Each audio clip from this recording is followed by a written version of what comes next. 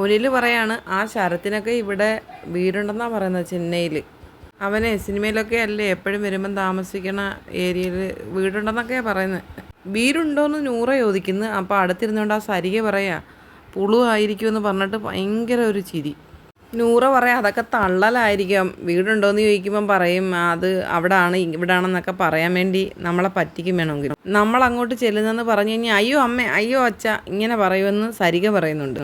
നൂറ വീണ്ടും പറയാം വീടുണ്ട് പക്ഷേ ഉടമ ഞാനല്ല എന്നൊക്കെ വേണമെങ്കിൽ പറഞ്ഞു കളയുമെന്ന് പറയുന്നുണ്ട്.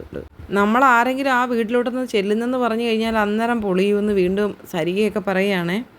അപ്പാനിയൊന്നും ഇതൊന്നും അറിയുന്നേ ഇല്ല. അപ്പാനിയൊക്കെ അപ്പുറത്തിരിക്കുക. അപ്പാനിയൊക്കെ സംസാരിക്കുന്ന സമയത്ത് സരിക കാണിക്കുന്ന സ്നേഹമൊന്ന് കാണണം. അയ്യോ എന്തൊരു സ്നേഹമാണ് അപ്പാനി ഉപ്പാനി എന്നൊക്കെ പറഞ്ഞു.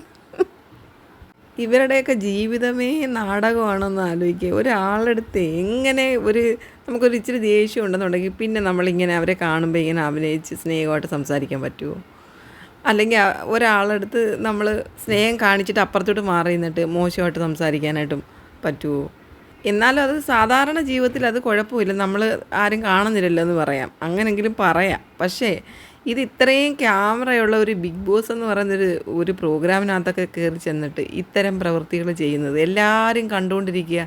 24/7 നടക്കുന്നതെന്ന് ഇവർക്ക് അറിയാമേ. പിന്നെ എന്നിട്ട് എന്താ ഇവരിങ്ങനെ കാണിക്കുന്നത്?